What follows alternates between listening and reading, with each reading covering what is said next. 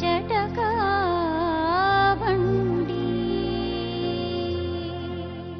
ದೇಶವನ್ನ ಭ್ರಷ್ಟಾಚಾರ ಮುಕ್ತ ದೇಶ ಮಾಡೋದಕ್ಕೋಸ್ಕರ ನಾವು ಪ್ರತಿಯೊಬ್ಬರು ಹೋರಾಡ್ತಿದ್ದೇವೆ. 121 ಕೋಟಿ ಭಾರತದಲ್ಲಿ ಏನ್ ಜನ ಇದ್ದಾರೆ, ಅಷ್ಟು ಜನ ಭ್ರಷ್ಟಾಚಾರದ ವಿರುದ್ಧವಾಗಿ ಹೋರಾಟದಲ್ಲಿ ನಾವು ಭ್ರಷ್ಟಾಚಾರ ಮುಕ್ತ ದೇಶವನ್ನ ಕಾಣಬಹುದು. ಭಾರತವನ್ನ ಭ್ರಷ್ಟಾಚಾರ ವಿರೋಧಿ ದೇಶವನ್ನ ಮಾಡಬಹುದು. ಭ್ರಷ್ಟಾಚಾರ ವಿರುದ್ಧ ಹೋರಾಟ ತಡೆಯಕ್ಕೆ ಪ್ರಯತ್ನ ಪಡ್ತಾರೆ ಹೊರತು ಅದನ್ನ ಭ್ರಷ್ಟಾಚಾರ ವಿರುದ್ಧ ಹೋರಾಟ ಮಾಡೋ ಜನ್ ಲೋಕಪಾಲ್ ಮಸೂದೆನ ಜಾರಿಗೊಳಿಸಬೇಕಂತ ಯಾರು ರಾಜಕಾರಣಿಗಳು ಇಷ್ಟ ಆಗಲ್ಲ. ಅದಕ್ಕೋಸ್ಕರ ಎಲ್ಲ ನಮ್ಮ ದೇಶದಲ್ಲಿ ಎಲ್ಲ ಪ್ರತಿಯೊಬ್ಬ ಪ್ರಜೆಯನ್ನು ಅಣ್ಣಾ ಹಜಾರೆ ಮತ್ತು ಜನ್ ಲೋಕಪಾಲ್ ಬಿಲ್ ನ ಸಪೋರ್ಟ್ ಮಾಡ್ಬೇಕಂತ ಈ ಮೂಲಕ ಕೇಳ್ಕೊಳ್ತೀನಿ. ಒಂದೇ ಅಣ್ಣಾ ಹಜಾರೆಗೆ. ಈಗ ಹೆಂಗಾಗ್ತಾ ಇದೆ, ಬರ್ತಾ ಬರ್ತಾ ಬರ್ತಾ ಈ ದುಡ್ಡು ಮಾಡ್ತಿರೋ ಅಂತವ್ರು ಅಷ್ಟೊಂದು ದುಡ್ಡು ಯಾಕೆ ಮಾಡ್ತಿದ್ದಾರೆ ಅನ್ನೋಂಥದ್ದು.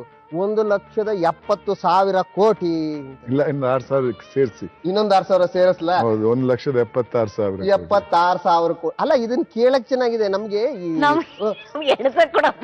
ಬರಲ್ಲ ಅಲ್ಲ, ನಾನು ಮೊನ್ನೆ ಹೇಳುವಾಗ, ನಾನು ಮೊನ್ನೆ ಕುತ್ಕೊಂಡು ಹೇಳುವಾಗ, ಇದು ಯಾವ್ದೋ ಒಂದು ಸ್ವಾಮೀಜಿಯವ್ರ ವಿಚಾರಕ್ಕೆ ಒಳಗಡೆ 13 ಕೋಟಿ ಇತ್ತು ಅಂತ ಒಬ್ಬ ಟ್ರಸ್ಟಿ ಬಂದು ಹೇಳ್ತಾನೆ.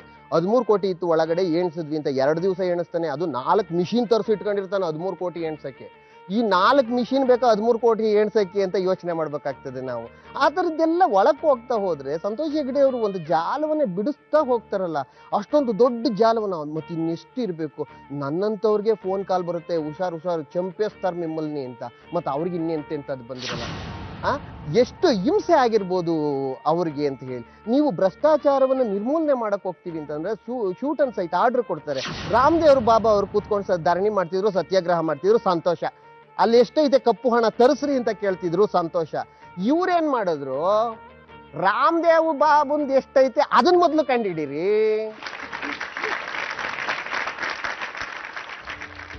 1,100 ಕೋಟಿ ರಾಮದೇವ್ ಬಾಬಂಗೆ ಎಲ್ಲಿ ಬಂತು? 1,600 ಕೋಟಿ ಎಲ್ಲಿ ಬಂತು?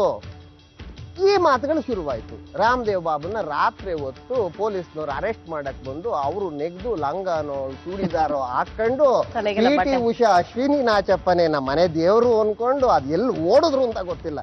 ಈಗ ಯಾಕೆ ಬರ್ತಿಲ್ಲ ಅಂತ, ಯಾರು ಶೂಟ್ ಮಾಡ್ತಾರ, ಯಾಕೆ ಬೇಕಪ್ಪ, ಯಾರ ಜಗನ ಹಾಳಾಗೋಗ್ಲಿ, ನಾನ್ ಚೆನ್ನಾಗಿದ್ರೆ. ಈ ಹೋರಾಟ, ಆದ್ರೆ ಈ ಆಪಾದನೆಗಳು ಅಣ್ಣಾ ಹಜಾರೆನೂ ಬಿಟ್ಟಿಲ್ಲ. ಅಣ್ಣಾ ಹಜಾರೆನೂ ಬಿಟ್ಟಿಲ್ಲ, ಸಂತೋಷ್ ಹೆಗ್ಡೆ ಅವ್ರನ್ನ ಮೊದ್ಲೇ ಬಿಟ್ಟಿಲ್ಲ. ಸಂತೋಷ್ ಹೆಗ್ಡೆ ಸರಿ ಇಲ್ಲ, ಋಷಿ ಕುಮಾರ್ ಸ್ವಾಮಿಗಳು ಸರಿ ಇಲ್ಲ, ತೇಜಸ್ವಿನಿ ರಮೇಶ್ ಸರಿ ಇಲ್ಲ, ಮಾಳವಿಕಾ ಸರಿ ಇಲ್ಲ. ಅವ್ರು ಸರಿ ಯಾಕೆ ಸರಿ ಇಲ್ಲ? ನಾನೀಗ ಮಾಡ್ತಾ ಇರೋದು ಇನ್ನೊಬ್ಬನಿಗೆ ನೋವಾಗ್ತಾ ಇದೆ. ಯಾರಿಗೆ ನೋವಾಗ್ತಾ ಇದೆ? ಕಳ್ಳಂಗೆ ನೋವಾಗತ್ತಲ್ಲ.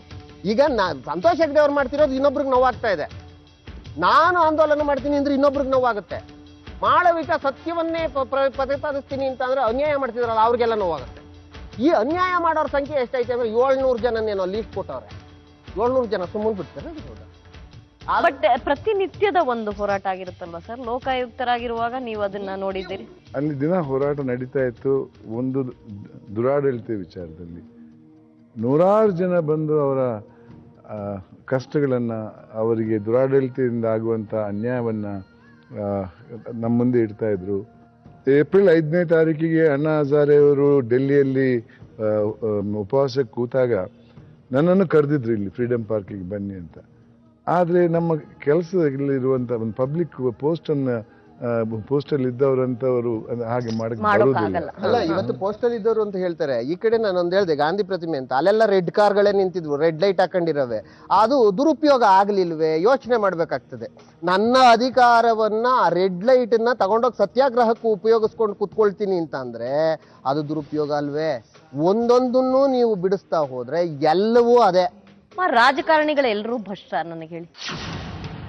ಈಗ ಹಾಗೆ ಕಾಣಿಸ್ತಾ ಈಗ ಲೋಕಾಯುಕ್ತರು ಅಂತಕ್ಕಂತ ಒಂದು ಪದವಿ ಏನೆಲ್ಲ ಮಾಡಬಹುದು ಅಂತ ಅನ್ನೋದಕ್ಕೆ ಜಸ್ಟಿಸ್ ವೆಂಕಟಾಚಲರವರು, ತದನಂತರದಲ್ಲಿ ಸಂತೋಷ್ ಹೆಗ್ಡೆಜಿ ಅವರು ಬರೋ ತನಕ ಕಾಯ್ಬೇಕಾಯ್ತು. ಯಾಕೆ ಹಿಂದೆ ಲೋಕಾಯುಕ್ತರು ಇರ್ಲಿಲ್ವೇ? ಬರೀ ಅಣ್ಣಾ ಹಜಾರೆಯವರು ಸಂಕೇತ ಮಾತ್ರ. ಪ್ರತಿಯೊಬ್ಬ ಅಣ್ಣಾ ಹಜಾರೆ ಅಂತ ಹಾಕೊಂಡು ಅಣ್ಣಾ ಹಜಾರೆಯವರ ಬಗ್ಗೆ ಮಾತನಾಡುವ ಪ್ರಶ್ನೆನೇ ಇಲ್ಲ. ಆದ್ರೆ ಗಾಂಧೀಜಿಯವರು ನಡೆಸುತ್ತಿದ್ದಂತ ಪ್ರಾರ್ಥನಾ ಸಭೆಯಲ್ಲೇ ಗಾಂಧೀಜಿಯ ಹತ್ಯೆಯಾಯಿತು ಅನ್ನೋದನ್ನ ನಾವು ಮರಿಬಾರದು. ಇತಿಹಾಸದಲ್ಲಿ ಒಂದು ಕೇಂದ್ರ ಸರ್ಕಾರ ಇಡೀ ದೇಶದ ಒಂದು ಚುಕ್ಕಾಣಿಯನ್ನು ಹಿಡಿದಿರೋದ್ರಿಂದ ಪ್ರಜಾಪ್ರಭುತ್ವದಲ್ಲಿ ಟೀಕಿಸುವ ಹಕ್ಕು ಎಲ್ಲರಿಗೂ ಇದೆ. ಅದೇ ಸಂದರ್ಭದಲ್ಲಿ ಅವರ ಚಳುವಳಿ ಮಾಡ್ಲಿಕ್ಕೆ ಪ್ರತಿಪಕ್ಷವಾಗಿದ್ದುಕೊಂಡು ದೇಶದಲ್ಲಿ ನಿಮಗೆ ಅಧಿಕಾರ ಇದೆ, ಮಾಡಿ ಸರ್ಕಾರದ ವಿರುದ್ಧ. ನೀವು ಅಣ್ಣಾ ಹಜಾರೆಯವರ ಬಗ್ಗಲಿಗೆ ಬಂದು ಅದನ್ನ ದುರ್ಬಳಕೆ ಮಾಡ್ಕೊಳ್ಬೇಡಿ. ನಿಮ್ಮ ಶಕ್ತಿಗಳನ್ನ ಅಲ್ಲಿ ಬಿಟ್ಟು ಹೈಜಾಕ್ ಮಾಡೋದಕ್ಕೆ ಪ್ರಯತ್ನ ಪಡಬೇಡಿ. ಸರ್ಕಾರದ ವಿರುದ್ಧ ಪೊಲಿಟಿಸೈಸ್ ಮಾಡಬೇಡಿ. ಇದನ್ನ ನಾವು ಹೇಳ್ತಕ್ಕಂಥದ್ದು. ಇವತ್ತು ನೀತಿ ಪಾಠವನ್ನ ಹೇಳುವಂತ ಮಠಾಧಿಪತಿಗಳು ಎಲ್ಲವನ್ನೂ ಬೇಡ ಅಂತೇಳಿ ಬಣ್ಣದ ಬಟ್ಟೆಗಳನ್ನ ತ್ಯಜಿಸಿ ಆಹಾರವನ್ನ ತ್ಯಜಿಸಿದಂತ ಮಠಗಳಿಗೆ ವೈಭೋಗದ ಜೀವನ, ಹೆಲಿಕಾಪ್ಟರ್ಗಳು ಬೇಕು, ರಾಜ ಮಹಾರಾಜರುಗಳನ್ನ ನಾವು ತಿರಸ್ಕಾರ ಮಾಡಿದ್ದೇವೆ ಅಂದ್ರೆ ಈ ಒಂದು ಎರಡು ಮುಖಗಳು, ಎರಡು ಹೇಳುವಂಥದ್ದು ರಾಜಕಾರಣಿಗಳು ಇಳಿತಿದ್ದಂತೆ ಮಠಕ್ಕೆ ಹೋಗ್ಬಿಡೋದು. ಈಗ ಮೊನ್ನೆ ರಾಜೀನಾಮೆ ಕೊಟ್ರು, ಯಾವ್ದೋ ಒಂದ್ ಮಠಕ್ಕೆ ಹೋದ್ರು, ಹೊಸ ಕಾರ್ ತಗೊಂಡ್ಬಂದು ಸ್ವಾಮಿಗಳನ್ನ ಕುಂಡ್ರಿಸ್ಕೊಂಡು ಒಂದ್ ಸುತ್ತ ಹೋಗ್ಬಿಟ್ಟು ಬಂದ್ರು. ಇದು ಎಷ್ಟು ನಾಚಿಕೆ ಕೇಳು.